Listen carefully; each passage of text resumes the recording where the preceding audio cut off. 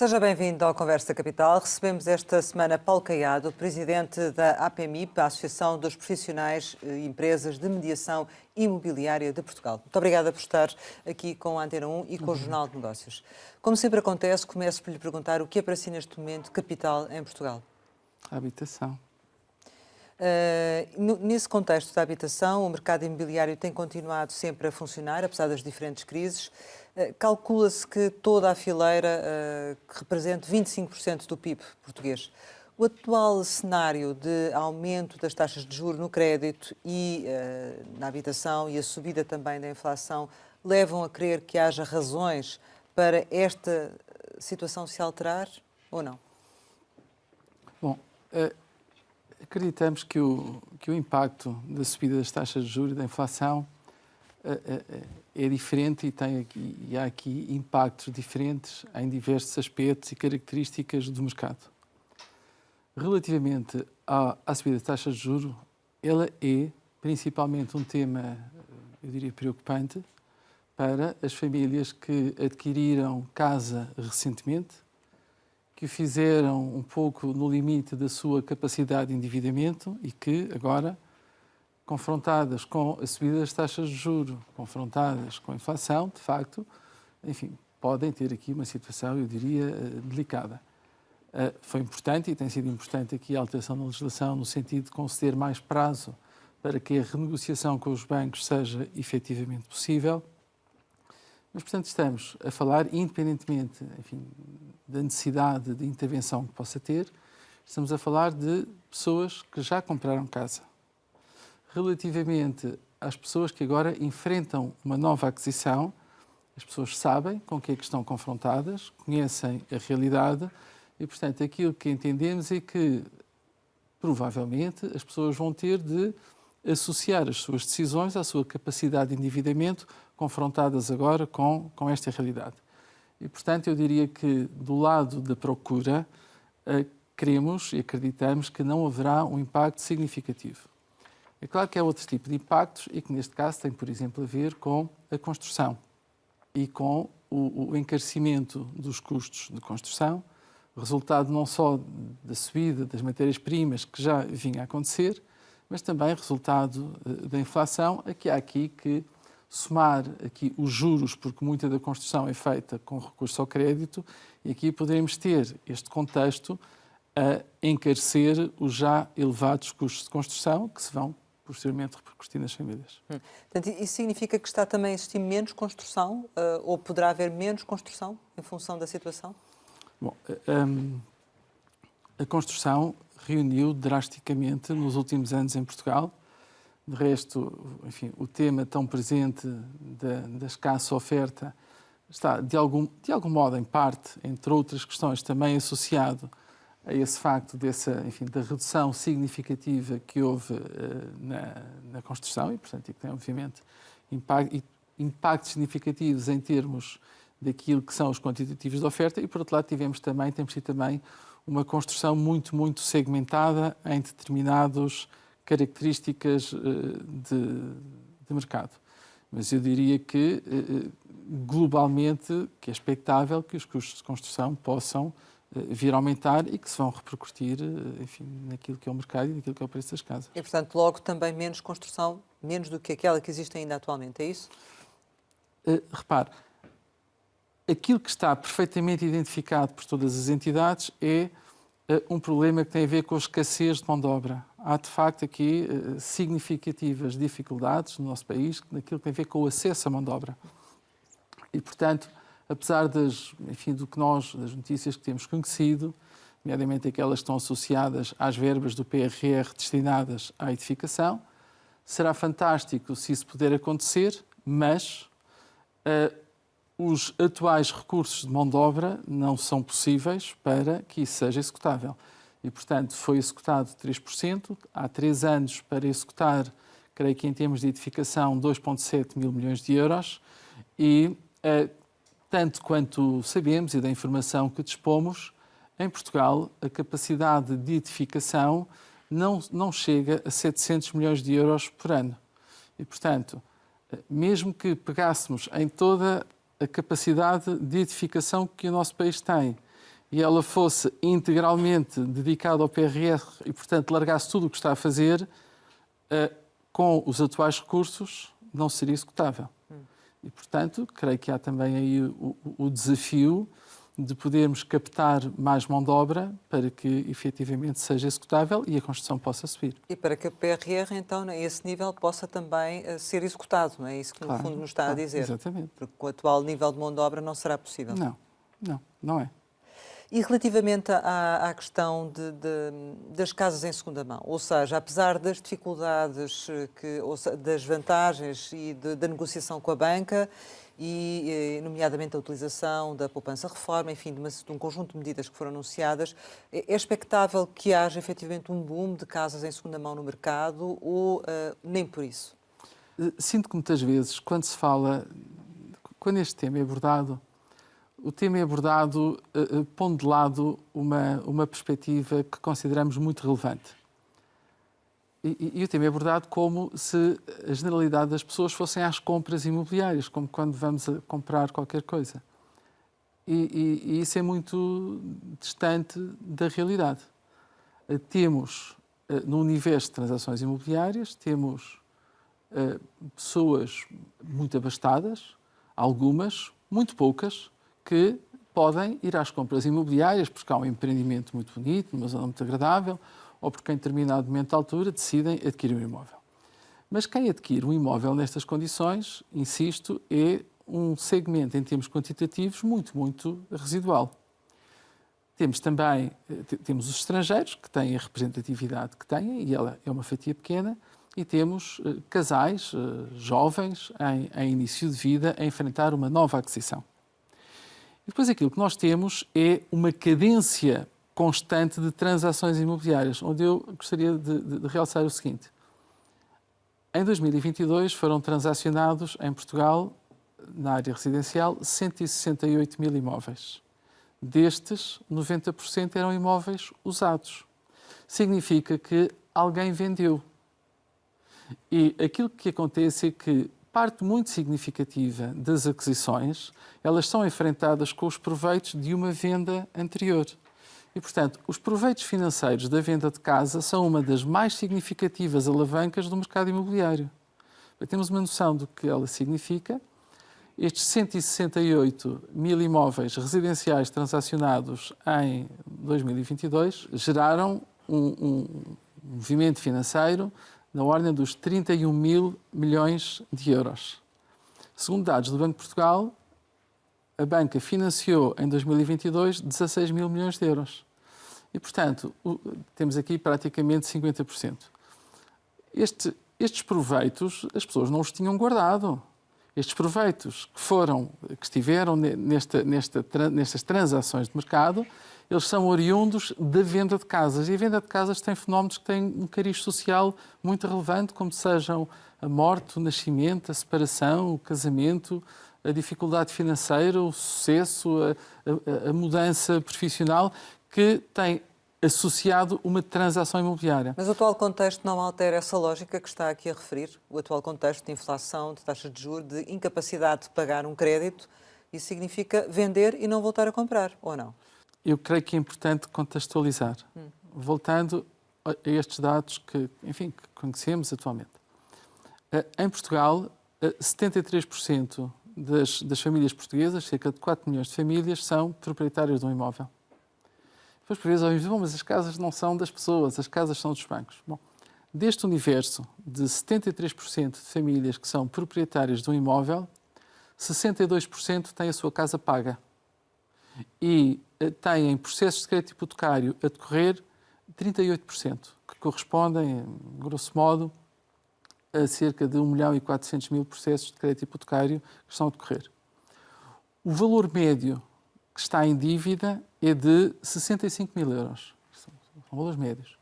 Mas, portanto, os dados, aquilo que de alguma forma nos indicam é que não temos aqui uma exposição à banca que gere como consequência do aumento das taxas de juros, da inflação, que estes eventos e esta necessidade de mudar de casa afete de modo transversal e com algum tipo de equidade a generalidade das pessoas que têm casa, porque Não é isso que estamos a verificar, não é isso que verificámos nos últimos tempos. Portanto, concluindo, não espera que haja efetivamente um boom de casas em segunda mão a serem vendidas relativamente ao que aconteceu em 2022? Não. Em 2023, relativamente a 22? Não. Portanto, também imagino que, nesse sentido, não se possa esperar, eventualmente, uma bolha imobiliária. Bom, eu creio que não. Eu creio claramente que não, e creio que não pelo seguinte. A expressão bolha tem aqui múltiplas conotações, ou pode ser aqui de algum modo associada a diferentes fenómenos. Ela, enfim, lá atrás, no passado, ela foi muito associada, em 2008, ao facto de que os imóveis estavam totalmente sobreavaliados pela banca portanto, mas todos conhecemos, também no passado, muitas vezes os bancos associarem a um crédito hipotecário financiamentos que nada tinham a ver com as casas, e não foi só em Portugal que, quando nos anos 2000, no início dos anos 2000, muitas pessoas recorriam à banca para um crédito hipotecário, que eles procuravam também ter um crédito para as férias, para os sofás, para a fritadeira elétrica, com a expectativa de que a casa absorvesse tudo isso. E, portanto, aquilo que assistimos em 2008 foi que, de facto, tínhamos, um mercado muito assente em expectativas que não correspondiam ao valor dos imóveis. Os bancos corrigiram significativamente a sua atuação e o seu tipo de intervenção, e acreditamos que hoje temos um contexto significativamente diferente. E, portanto, que o preço das casas, ele tem aqui algumas componentes que são importantes para percebermos um pouco a sua consistência de valor. E aquilo que nós temos neste momento em Portugal, e principalmente nos grandes centros urbanos, em termos médios, são os imóveis a conferirem rentabilidades, eu diria, entre 3% e 5%, e, portanto, níveis de rentabilidade totalmente adequados àquilo que seria expectável. Temos também os imóveis com valores que eu diria não muito distantes daquilo que é a composição de preço entre terreno, custos de construção, o valor final. Não há aqui grandes discrepâncias neste valor. E, portanto, eu diria que, neste momento, seria importante, de alguma forma, que tivéssemos medidas que não patrocinem nenhuma subida desmesurada dos preços, mas que possam, de alguma forma, fazer com que o nosso parque imobiliário, e isso considero que tem uma relevância muito, muito grande, que o nosso parque imobiliário tenha uma consistência de valor importante para a generalidade das famílias portuguesas, neste caso, para 73% das famílias portuguesas. Mas porquê que está a dizer isso? Estou a dizer isto pelo seguinte, porque, independentemente dos detalhes de algumas das medidas que recentemente ouvimos falar, há um princípio que, de alguma forma, nos preocupa, porque consideramos que ele é errado. E é o princípio de que é necessário baixar o preço das casas. E aquilo que nós entendemos é que aquilo que é urgente é auxiliar as pessoas a acederem a uma habitação, é aumentar a oferta habitacional, e isto não tem forçosamente de ser feito baixando o preço das habitações, nomeadamente porque aqui surge uma questão que considero particularmente delicada, e que é a seguinte: se 73% das famílias são proprietárias de um imóvel e destas 62% têm as suas casas pagas, acreditamos também que, para a generalidade das famílias portuguesas, a casa é a sua principal reserva de valor. É onde está o seu esforço de trabalho, o seu esforço de poupança.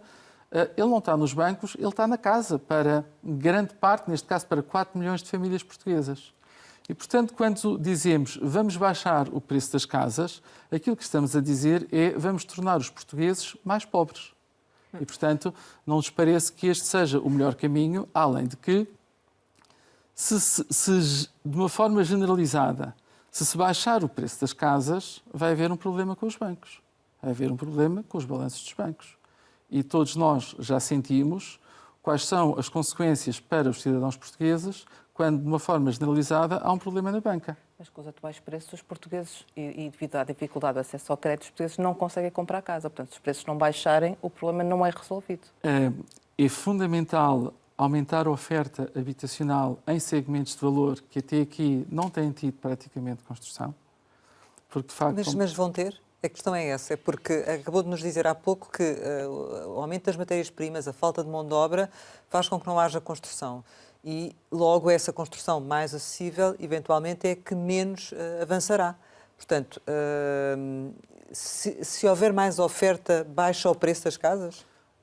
Parece-nos que é importante que se estimule a oferta exatamente nos segmentos de valor mais acessíveis, seja para que haja imóveis no mercado a valores de arrendamento mais acessíveis, seja que haja imóveis para ser transacionados a valores mais acessíveis. Mas como é que estimula essa oferta? Se o problema de base continua, falta de mão de obra e matérias-primas elevadas? Essa oferta, na nossa opinião, só é possível com a intervenção do Estado. Com a intervenção do Estado, na equação naquilo que é a composição de valor, e, portanto, seja apoiando as famílias que precisam de ser apoiadas, e são muitas, seja apoiando projetos que possam edificar soluções habitacionais direcionadas a segmentos de valor mais baixos. Mas vamos dizer o seguinte, há casas em segunda mão com preços elevados que não têm nada a ver com o facto de não haver matéria-prima nem existirem materiais de construção elevados. Porquê é que essas casas não podem baixar o preço? Eu insisto no seguinte, eu espero que não baixem de preço. Porque se essas casas baixarem de preço, os seus proprietários vão ter uma redução do seu valor patrimonial. E, portanto, quando estamos a falar em 73% da população portuguesa... Não necessariamente, não é? Ou seja, não necessariamente. Porque... Eu espero que isso não aconteça. Espero veementemente que isso não aconteça. Sentimos também, quer dizer, a situação capital é a habitação. E, portanto, achamos que é importantíssimo, é urgente, e são urgentes medidas que possam encontrar soluções habitacionais para tantas e tantas pessoas que delas necessitam, sobretudo, enfim, começando a estar caracterizado o que é que se passa com a oferta habitacional. Agora, também temos noção de que, sistematicamente, ou por vezes, a informação sobre o preço das casas, sobre o mercado, sobre as subidas de preço, são muitas vezes tratadas como médias aritméticas, como médias absolutas, que não transcrevem com realidade aquilo que se passa no parque habitacional em Portugal. E salvaguardando que Portugal não é Lisboa nem é o Porto. Os números que têm sido divulgados do preço das casas já estar a abrandar, desde setembro do ano passado, não corresponde à verdade? Não. Repare, o que eu estou a procurar referir é o seguinte. Quando ouvimos dizer, por exemplo, que o ano passado, em 2022, as casas subiram 18% de preço, as casas subiram 18% de preço porque concelhos que não tinham expressão em termos de procura, concelhos onde havia imóveis com valores médios metro quadrado muito baixos, tiveram subidas, mais de 100 concelhos de Portugal, tiveram subidas superiores a 40%. Quando pegamos na média absoluta, temos esse valor, mas, por exemplo, Lisboa cidade valorizou 7%. São 7%. Os bairros históricos de Lisboa não têm variações de preço e, portanto, de algum modo, tecnicamente, os preços estão estagnados há 3 anos. E isto acontece, obviamente, devido aos preços particularmente elevados nos centros urbanos, tem feito a que as pessoas sejam, de algum modo, empurradas, forçadas, obrigadas, no âmbito da sua necessidade habitacional, procurarem localizações onde encontrem soluções compatíveis com a sua capacidade, seja de arrendar, seja de comprar. Mas se não baixam os preços e as pessoas não conseguem comprar esse preço, então é preferível não vender? É isso? Porque se os preços não baixarem, com as atuais condições que existem, provavelmente há uma retração do consumo. Ou não? Consideramos que é, de facto, fundamental aumentar a oferta imobiliária. E isso faz-se em múltiplas... Não se faz de um dia para o outro, não é? Não se faz de todo de um dia para o outro. E o problema é real, existe neste momento. O problema é real. Os o preços imobiliário é caracterizado por inércia. É tudo muito lento.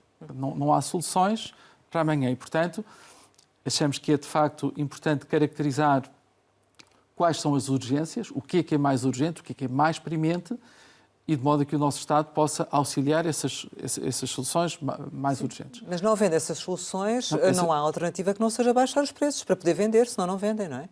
Eu insisto em que é importante. Repare, vamos aos. Eu preferia. O próprio mercado se encarrega de fazer isso. Não é? Absolutamente, sem dúvida alguma. Sem dúvida alguma. Isso, enfim, estaremos cá todos, felizmente, daqui a um ano, para perceber o que é que vai acontecer com os preços. E é expectável que as pessoas travem as suas intenções de compra, ou não?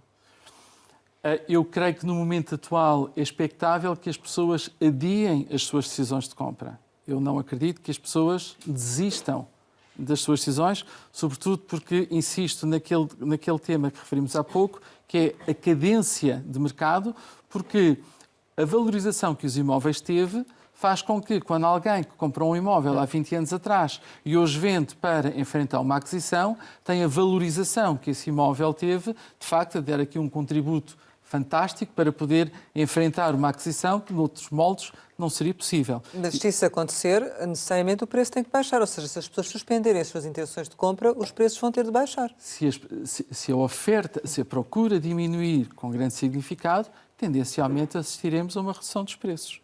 Mas não é isso que estamos a assistir a fluxo de procura. Não considera que estejamos perante a inversão do ciclo da escalada dos preços do imobiliário?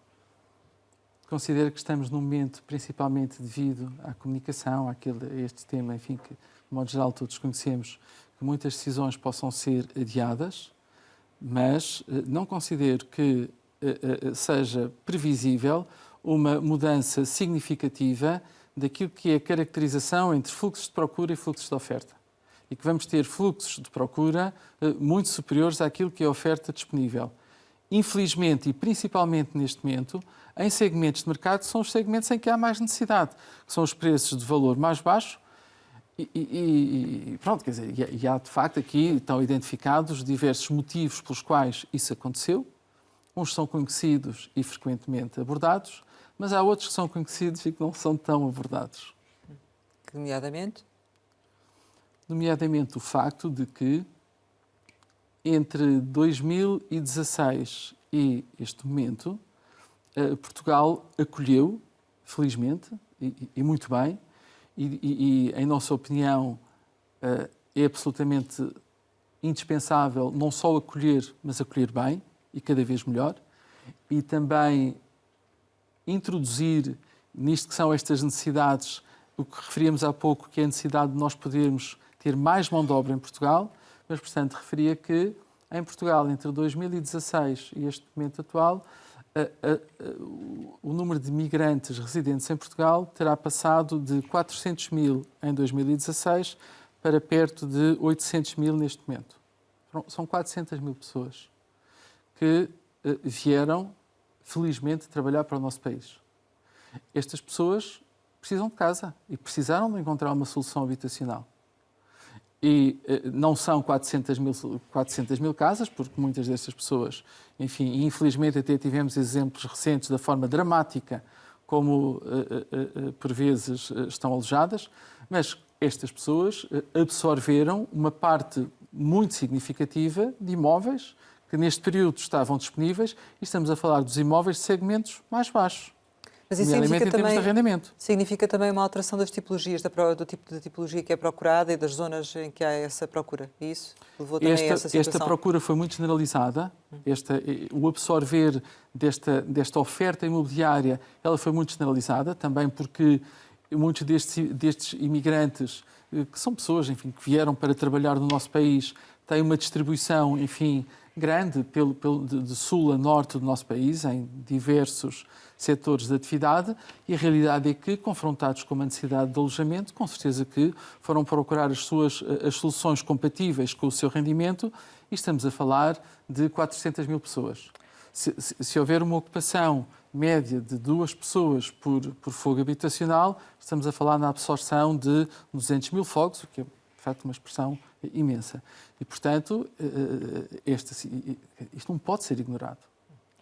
Fala-se, por vezes, dos Golden Visa, nos aspectos a isso relacionados, pelas questões que conhecemos, mas, quer dizer, esta situação é importante porque estas pessoas são importantes para o nosso país, porque é importante que nós sejamos capazes de não deixar de fora projetos. Eu gostava de ver nestas medidas projetos que tivessem por objetivo acolher estas pessoas, não só em termos habitacionais, mas de facto projetos que possam incorporar em Portugal pessoas que não são ricas, que não têm nenhuma fortuna, mas que são extremamente importantes para o desenvolvimento do nosso país, da nossa sociedade, como a conhecemos até aqui. Falou nos vistos gold. Portanto, o interesse por parte dos estrangeiros foi um dos principais fatores que levou ao aumento dos preços do imobiliário.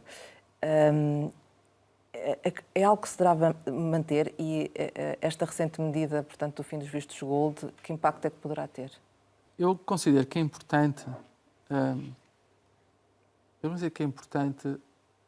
procurar soluções que permitam que as pessoas que não podem pagar estes preços consigam aceder a soluções. E considero que é absolutamente crítico encontrar medidas, insisto nesta tecla, que não empobreçam a generalidade das pessoas e que tenham capacidade de, simultaneamente, ajudar a que quem não consegue possa aceder a casas e, aumentando a oferta, que não haja aqui nenhuma escalada de preços exponencial com a exclusão que isso provoca. E, portanto, considero que o tema dos vistos gold, a minha opinião, tem tido aqui algum tema que não tem a ver com racionalidade, tem a ver com outro tipo de considerantes. Ideológico. Que eu respeito, mas que eu diria, de algum modo, que se aproximam do ideológico. A minha opinião sobre isso é muito simples. Enquanto cidadão português, se me disserem que vamos acabar com os vistos gold, porque é uma injustiça do ponto de vista da equidade social, conceder um visto automaticamente a quem tem €1 milhão para comprar uma casa e não fazer a um cidadão que não tem fortuna nenhuma, que não tem nenhuma e que simplesmente gostava de ser trabalhador em Portugal. Eu compreenderia esta medida. Agora, dizer que vamos acabar com os vistos gold para acabar com a especulação imobiliária, consideramos que é um anúncio que tem muito talvez de ideológico e pouco de racional. E pouco de racional pelo seguinte: em 10 anos houve em Portugal 11 mil vistos gold. A média do valor dos imóveis que foram transacionados no âmbito dos vistos gold aproxima-se dos €600.000. Eu creio que aquilo que é urgente e aquilo que é necessário é um segmento de mercado que não tem nada a ver com isto. Há aqui uma questão, que eu refiro qual é, obviamente, que eu acho que é preciso acautelar, mas eu não estou preocupado do ponto de vista social com a pressão de preços nas casas acima de €500.000. E, por vezes, aquele tema que nós ouvimos falar do contágio, quer dizer, não existe contágio fazendo com que as pessoas passem a pagar aquilo que não podem pagar. E as generalidades portuguesas não têm condições para aceder a imóveis deste valor. E, portanto, eu diria que os vistos gold a exercerem algum tipo de pressão, e exerceram, ela tem estado muito localizada e ela tem estado em segmentos de mercado que não são de todo segmentos que estejam neste momento abrangidos por aquilo que são as necessidades habitacionais tão generalizadas e tão relevantes. Então, quem é que vai ser mais prejudicado com o fim dos vistos gold? Eu acredito que, de algum modo, poderá ter repercussões significativas na nossa economia em termos gerais, porque estes 11 mil processos trouxeram para Portugal 7 mil milhões de euros neste período. Estamos a falar de 7 mil milhões de euros que entraram em Portugal, que entraram na nossa economia, e, por vezes, quer dizer, existe aqui assim uma ideia muito simplista de que quando alguém vende uma casa no âmbito de um visto gold, mesmo assim visto gold, e alguém vende um imóvel novo a um estrangeiro que comprou uma casa por um valor elevado, 600, 700, 800 mil euros, esta pessoa agora recebeu muito dinheiro. E, de facto, é muito dinheiro. Mas é muito dinheiro que vai ter de servir para remunerar a cadeia de produção que fez com que este imóvel existisse.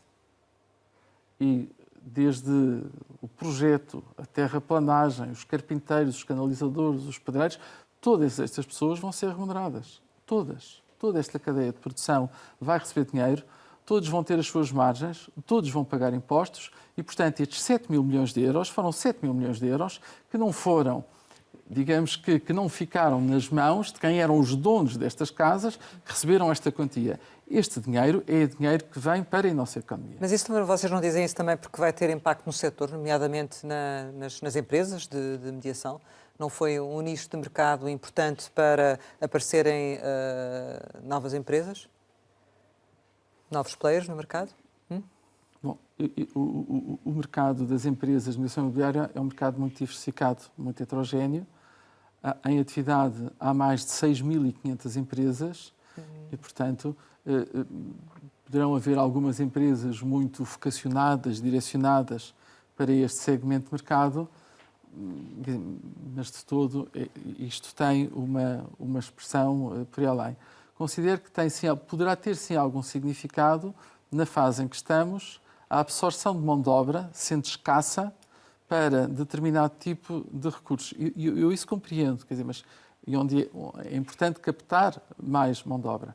Assim como os temas todos aqueles temas que conhecemos relativamente à origem dos dinheiros, enfim, à legitimidade da proveniência de capitais, com certeza que aquilo que sempre achamos que é fundamental é que o processo de compliance destas pessoas seja cada vez mais rigoroso, ou fosse cada vez mais rigoroso, para podermos ter aqui algum tipo de conforto da proveniência legítima deste dinheiro.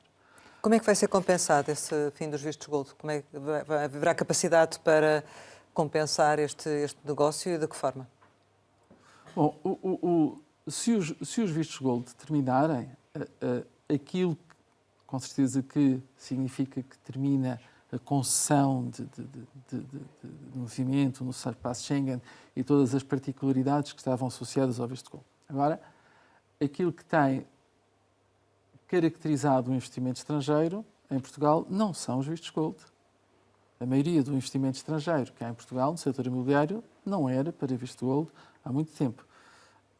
E, portanto, nesse aspecto não haverá impacto? Os vistos gold em números de transações representaram 0,6%. Então também não fazem falta? O investimento... Ou não? Não. São 0,6% em número de transações, mas é muito dinheiro em termos de entrada na nossa economia. Para a economia do país, sim, para o setor propriamente, nem por isso. Em termos de pressão de preços, estamos a falar de um segmento de mercado que, muito sinceramente, eu não me preocuparia com ele. Relativamente ao setor propriamente, deu-nos aí o número de empresas que existem. Há empresas a mais neste momento ou não? A atividade da mediação imobiliária é uma atividade de livre acesso. E entendemos que assim deve ser. Quer dizer, que não devem haver aqui limitações ao acesso à atividade. Aquilo que aguardamos há muito tempo é a legislação, enfim, que não existe. Houve um projeto de lei elaborado pelo INPIC, mas que, enfim, estamos a aguardar, e que tinha por objetivo estabelecer algumas exigências, principalmente em termos formativos, para os operadores que estão na atividade da mediação imobiliária e, portanto, basicamente, para que, quando alguém se apresenta como agente imobiliário, como consultor imobiliário, haja, por parte dos cidadãos em geral, a segurança, o conforto de que estas pessoas são obrigadas a ter um determinado nível de conhecimento, de formação. Uma profissionalização, não é? Uma profissionalização. E, portanto, consideramos que, sem limitar o acesso à profissão, porque achamos que deve ser uma profissão de livre acesso, que seria importante a implementação de maior profissionalização através de formação que confira, de um modo geral, aos cidadãos uma maior segurança, uma maior confiança. Mas esta situação que vivemos atualmente no mercado não poderá levar, porque assistimos à abertura de lojas com muita frequência em muitos sítios, em muitos pontos da cidade de Lisboa e por todo o país, não poderá levar ou não levará a uma consolidação do mercado? Ou seja, não necessariamente não terão de existir lojas que vão ter que fechar, empresas que vão ter que repensar a sua estratégia? Bom, eventualmente sim. Eventualmente sim. Aquilo que achamos é que, e também é de alguma forma um marco dos nossos tempos, as pessoas são mais exigentes. A generalidade das pessoas é muito mais exigente. Nós somos mais exigentes, contudo. Temos mais informação e, portanto, relativamente a esta atividade, com certeza que a generalidade das pessoas tem cada vez mais informação sobre as melhores práticas, os melhores procedimentos, e este conhecimento, esta informação faz com que, simultaneamente, as pessoas sejam exigentes.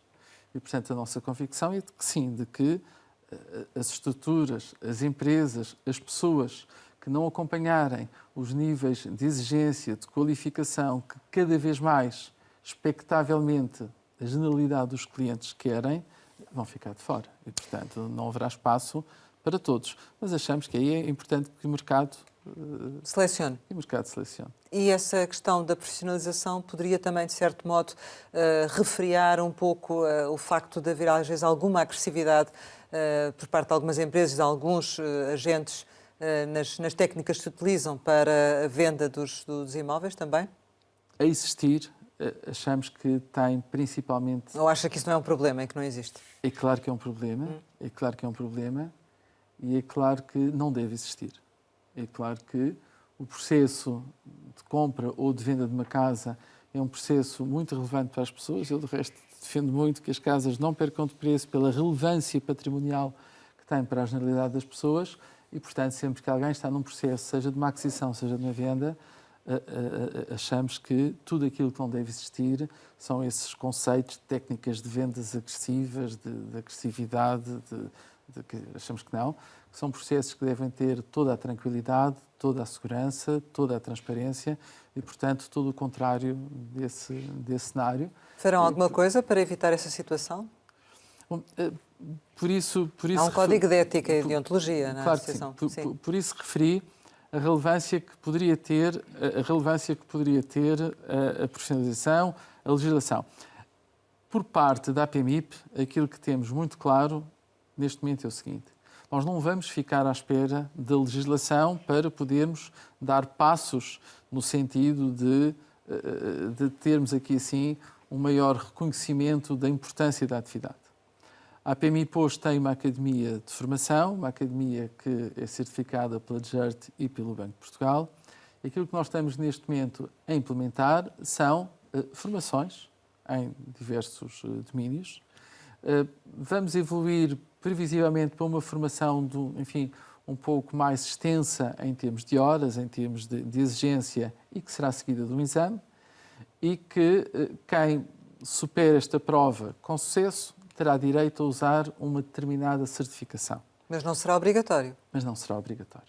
Ela só será obrigatória se houver uma alteração na legislação. Nós não temos... E é isso que vocês querem? É isso que nós desejaríamos, mas como, entretanto, não o temos, não vamos ficar de braços cruzados e vamos avançar no sentido de que as pessoas cada vez mais exijam de quem interagem e de quem se apresenta como um agente imobiliário, como um consultor imobiliário, que, de facto, que seja alguém com preparação, com formação, com uma licença AMI que tem de ser concedida e que saibam quais são, nomeadamente, as responsabilidades, as obrigações que essa pessoa tem no âmbito dessa atividade que está a desempenhar. Fez alguma diferença a criação do Ministério da Habitação?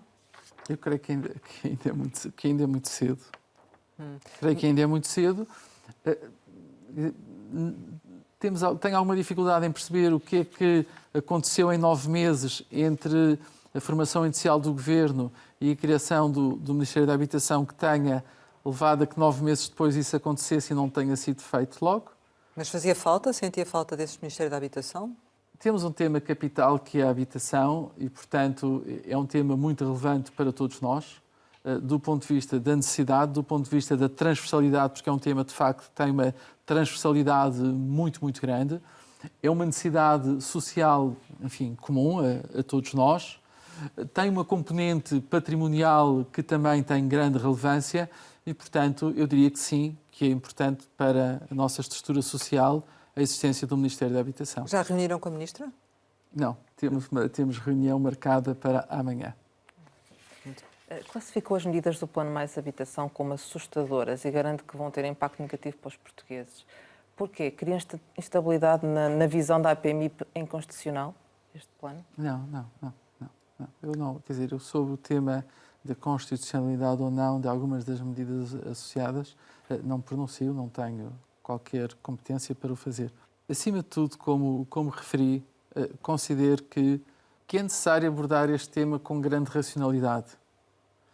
E portanto, aquilo que nos preocupa e aquilo que referi e que reafirmo é que estas medidas deveriam ter a capacidade para não ter de ter como lema, como grande frase, reduzir o preço das casas. Achamos que isso é nefasto para a generalidade das pessoas. O que estamos a dizer é vamos tornar 73% das famílias portuguesas mais pobres. E, portanto, achamos que este princípio é um princípio que não nos parece correto, que há muitos caminhos, que há muitas medidas, que há muitas coisas que podem seguir. Não há uma solução, obviamente. É necessário um conjunto de soluções e aqui são medidas para o mais habitação e as medidas são muitas e seguramente algumas delas terão impactos positivos, impactos muito bem-vindos. Achamos que... Mas, ficarem as famílias mais pobres, isso tem a ver com o valor do mercado, tem a ver com o funcionamento do mercado. Uma casa pode valer mais num dia, valer menos no outro. Porque é que isso significa que as famílias necessariamente vão ficar mais pobres ou as pessoas vão ficar mais pobres?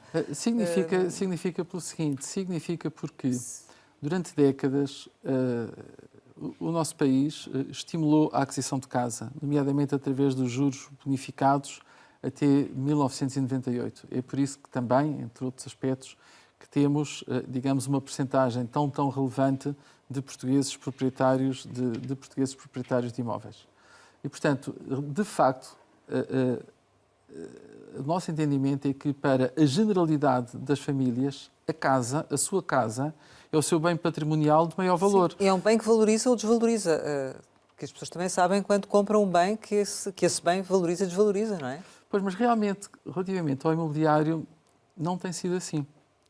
Mas as taxas de juros também não têm sido assim e agora é, não é? Se nós olharmos, por exemplo, quando falamos em flutuação no preço das casas, e se olharmos para um intervalo temporal de 50 anos, as casas tiveram, de modo generalizado e transversal, 2 momentos em que desceram de preço. Em 74 e em 2008. Houve 2 momentos. Aquela ideia de que as casas agora estão em alta, agora estão em baixa. Não, é uma ideia, mas que não tem grande correlação com aquilo que tem acontecido. Aquilo que é importante é que este mercado seja caracterizado por grande consistência. Insisto no seguinte: a reserva patrimonial e a reserva de valor da maioria das famílias portuguesas é a sua casa. Mas também já nos disse que o próprio mercado se vai encarregar de levar uma descida dos preços das casas se efetivamente não houver mais oferta. Portanto, independentemente do que o Estado possa fazer, isso acabará por acontecer. Consideramos que é importante que os imóveis tenham o seu valor consistente, que eles não percam valor. Consideramos que é importante, de facto, ajudar quem precisa de aceder à habitação, nomeadamente edificando mais, eu diria muito mais, para segmentos de mercado de menor valor. Mas, portanto, é crítico em relação ao plano porque acredita que se estas medidas forem implementadas, os preços vão mesmo descer e ficar mais acessíveis à saída para as pessoas. Um dos objetivos anunciados pelo nosso Governo é esse, é descer o preço das casas. Estamos cá para de facto ver se isso vai ou não acontecer. Pela nossa parte, esperemos que não aconteça. Que, neste contexto de formação do preço, que efeito deve ter ou não os impostos, a prática dos impostos, o IMT e o IMI, do vosso ponto de vista? E como é que se pode, se deve jogar ou não com o valor destes impostos e que, a jogar-se com esse valor, que impacto é que isso teria? Sem dúvida, consideramos que sim, mas de uma forma segmentada para os segmentos de oferta, seja no domínio do arrendamento, seja no nível de soluções habitacionais, que estão direcionadas aos tais segmentos de mercado e aos imóveis de valor, enfim, mais reduzido, que hoje, enfim, não tem grande significado no nosso mercado e não de todo um quadro fiscal que seja generalizado para todos os segmentos. Parece-me que nesta altura que seria importante criar estímulos fiscais, seja a oferta, seja o acesso destas soluções enfim, mais acessíveis. Como por exemplo? Como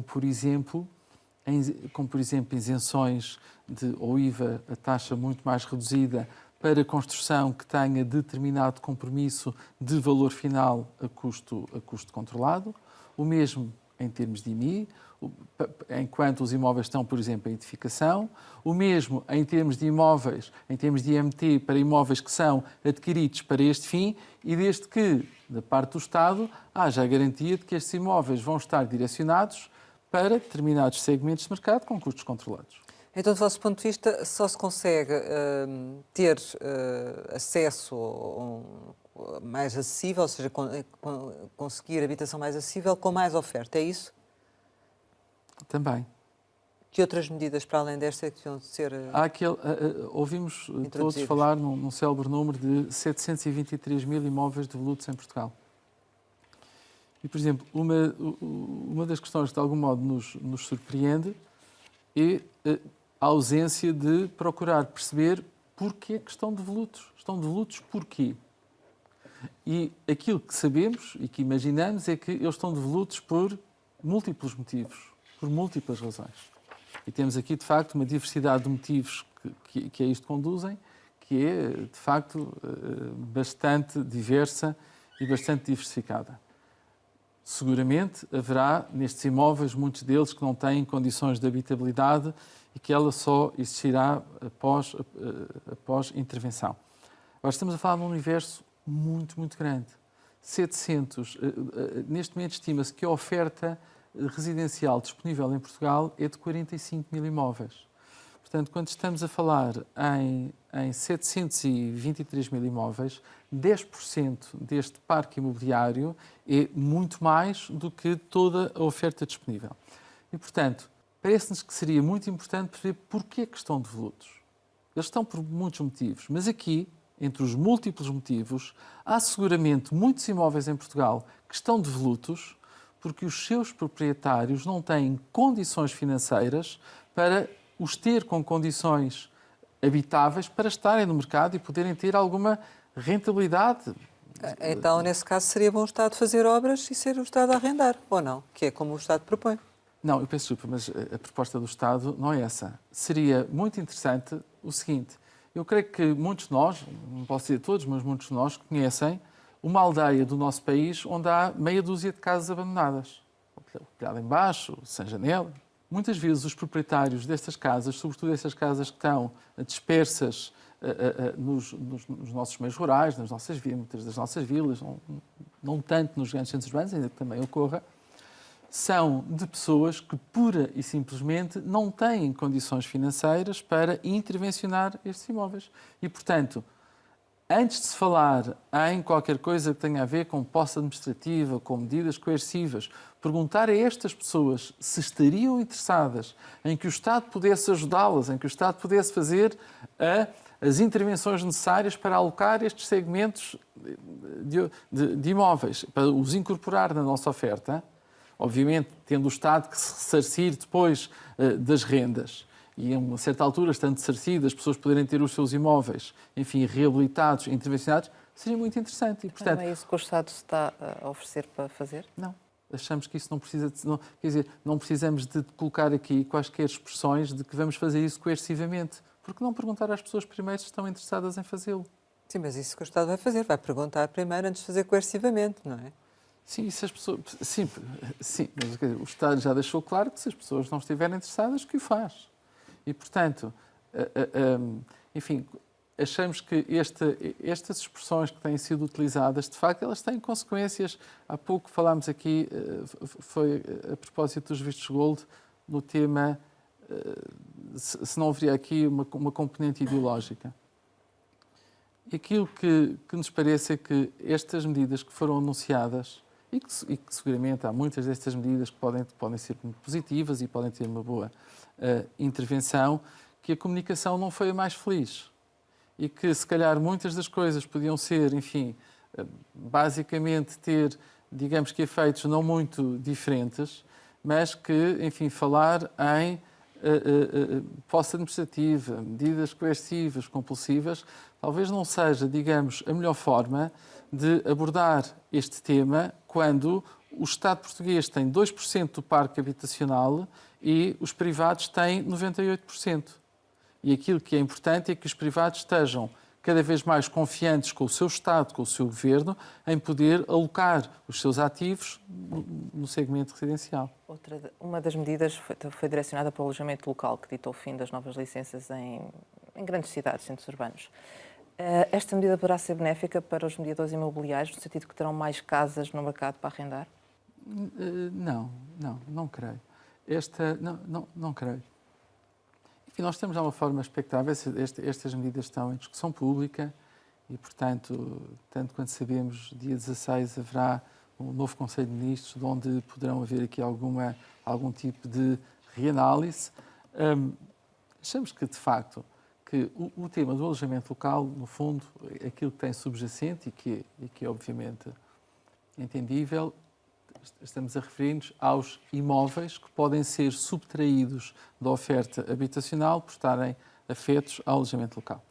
E sabemos que, por exemplo, em Lisboa, no Porto, em particular em algumas localizações, que, enfim, a expressão deste tipo de imóveis tornou-se, enfim, muito grande e daí, a certa altura, termos estado confrontados com as zonas de contenção que procuravam, enfim, limitar a proliferação de alojamento local nestas localizações, e consideramos que sim, senhor, e isso é compreensível. Agora, anunciar o fim do alojamento local, quer dizer, não vimos com nenhum interesse. Achamos que estamos a falar de modelos de negócio que têm principalmente características de novos modelos de negócio orgânico, como tantos que existem nos nossos tempos, tiveram uma relevância muito grande no nosso país, foram absolutamente cruciais para a redinamização de muitas aldeias do nosso país, onde o alojamento local fez com que proliferasse o restaurante, com que proliferasse a mercearia, com que proliferassem outras atividades. As restrições são mais ao nível das grandes cidades, não tanto do interior, não é? E, portanto, achamos que não deve aqui, de uma forma transversal, de estarmos aqui a falar no fim. Achamos, sim, que é importante que o alojamento local não subtraia soluções habitacionais onde elas são necessárias, mas que fosse protegida enquanto atividade económica tão relevante para o nosso país.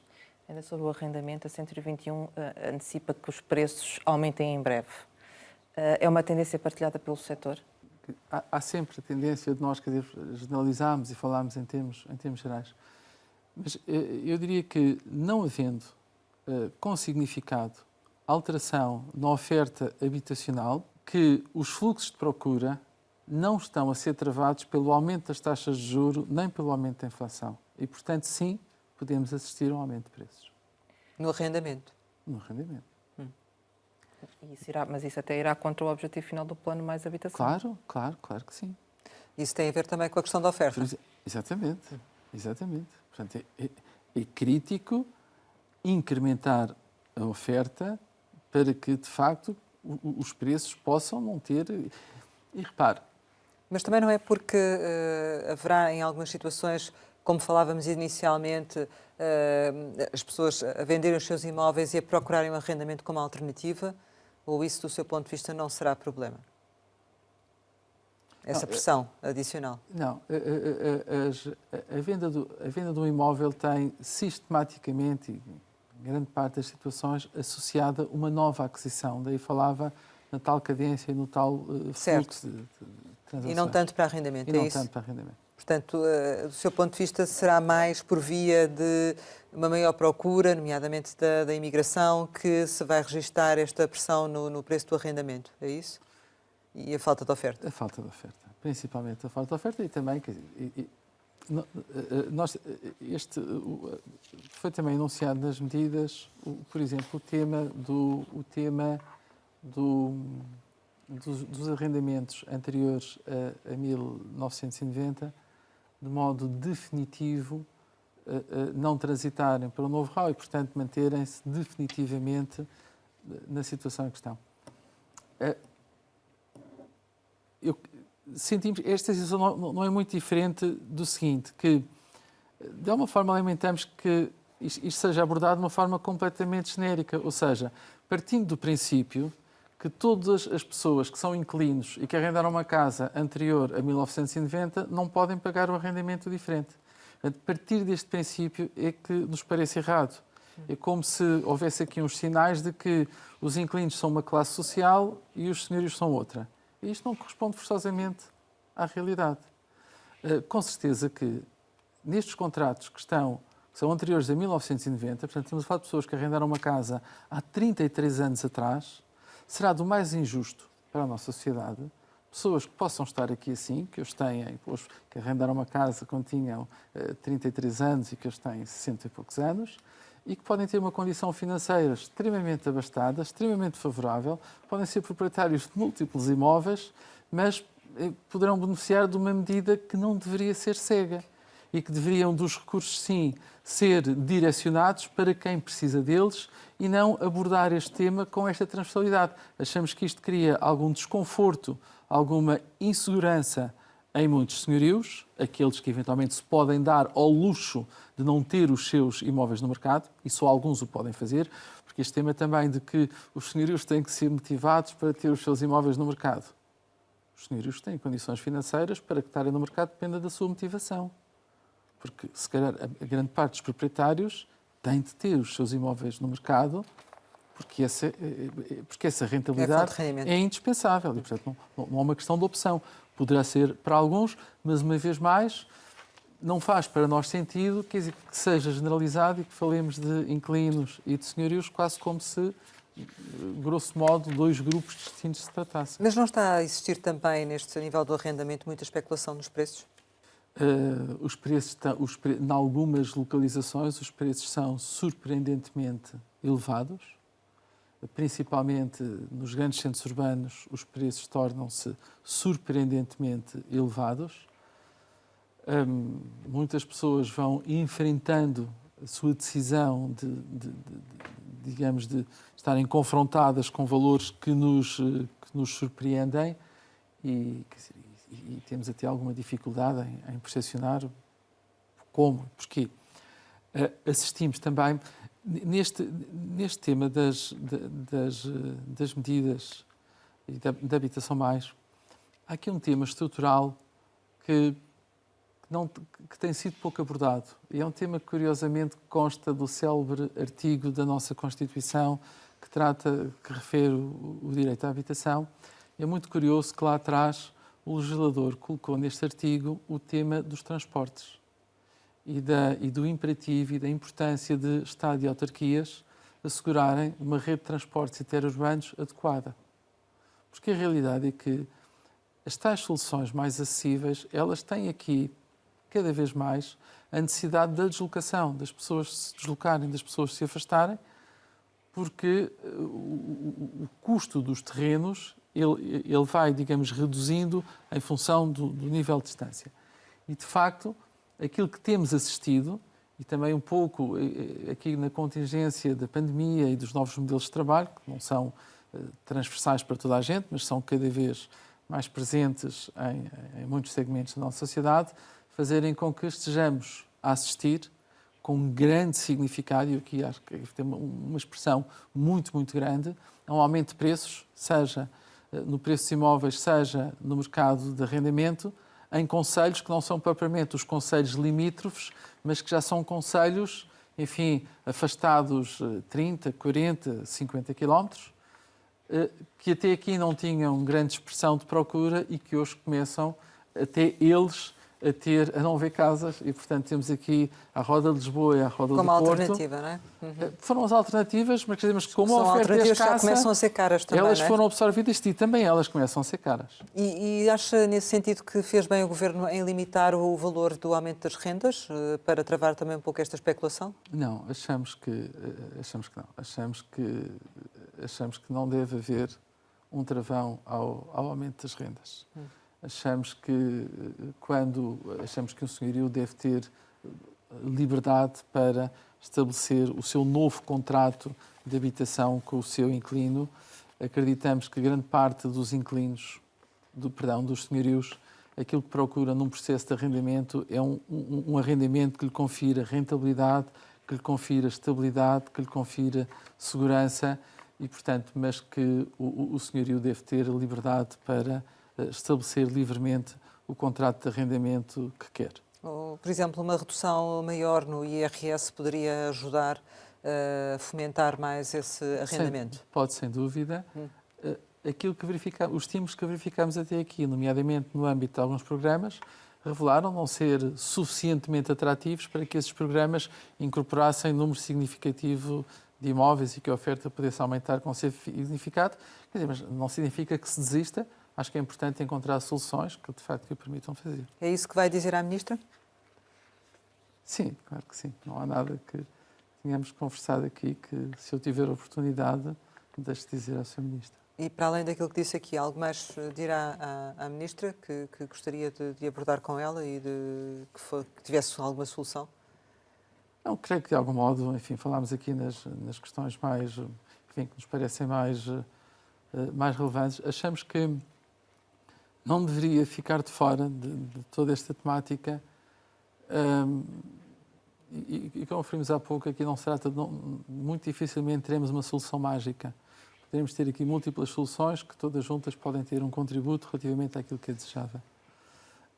Aqui achamos que há aqui alguns aspectos que, podendo não ter uma expressão muito grande do ponto de vista quantitativo, seriam primeiros passos muito relevantes, nomeadamente o tema das características habitacionais que caracterizam os grandes centros urbanos de Lisboa.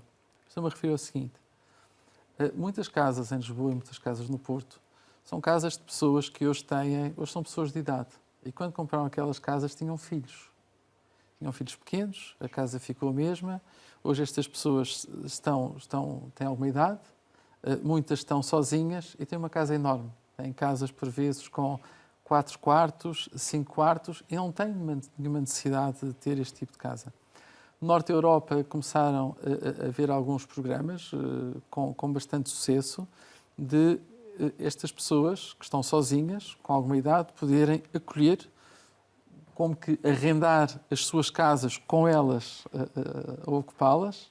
Há alguém que vai, no fundo, eu não diria adotá-los, mas que vão coabitar na mesma casa, pessoas que são escolhidas, que são selecionadas, em que tem aqui uma componente extremamente interessante e que tem a ver com estas pessoas que muitas vezes estão sozinhas, em situações delicadas, poderem ter uma família, enfim, a acompanhá-las, a fazer-lhes companhia, e estas famílias, por sua vez, poderem aceder a uma casa com uma excelente localização, com ótimas características que, de outro modo, não poderiam ter possibilidade. Portanto, estes, como tantos outros programas, como tantos outros modelos habitacionais, devem, se calhar, também começar a ser equacionados em todo aqui o pacote, em todo o leque de possíveis integrar soluções. neste pacote agora de coisas.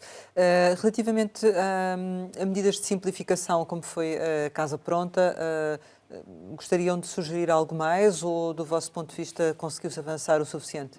Não, do ponto de vista do processo de transação, achamos que esse tema é um tema relativamente tranquilo.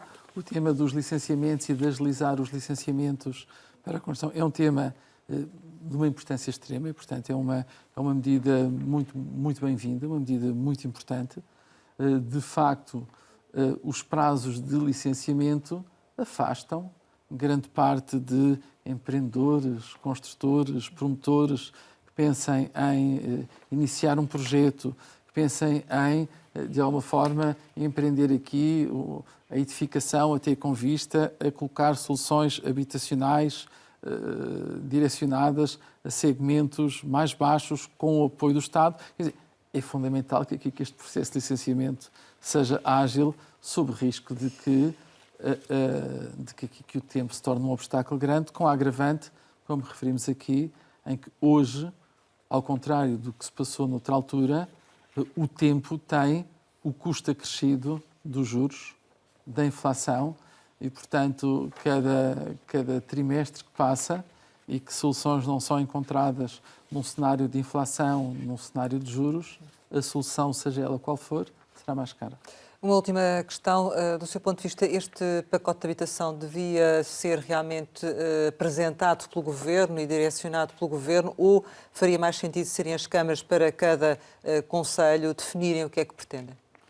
Achamos que seria importante existir aqui, digamos, um conjunto de medidas orientativas por parte do nosso Governo, mas dar espaço às autarquias que, com maior proximidade aos seus municípios e, portanto, à generalidade dos cidadãos do nosso país, pudessem, enfim, termos medidas mais rápidas, mais efetivas, mais próximas daquilo que é a realidade de cada concelho e, preferencialmente, também com algum princípio de uniformização de procedimentos e não termos, enfim, os procedimentos depois nos vários domínios e naquilo que possam ser as políticas de habitação a variar de concelho para concelho, respeitando, sim, obviamente, as suas diferenças, mas procurando também alguma uniformização dos procedimentos. Chegamos ao final e, como habitualmente, costumamos lançar algumas palavras para uma resposta rápida. A primeira é mediador. Apaziguador. Remax. Muito popular. TAP. Um custo significativo. Greve. Um direito. Descentralização. Necessária. Turismo. Um imperativo nacional. Interior. Menos desertificado. Família. A base de tudo. Amizade. Como o ar. Sonho. Uma constante. Saudade. Muita. Portugal. O melhor país do mundo. Paulo Caiado, muito obrigada por ter estado aqui com a Antena 1 e com o Jornal de Negócios. Pode rever este Conversa Capital com o Presidente da APMIP em www.rtp.pt. Regressamos para a semana, sempre neste e esta hora, e claro, contamos consigo.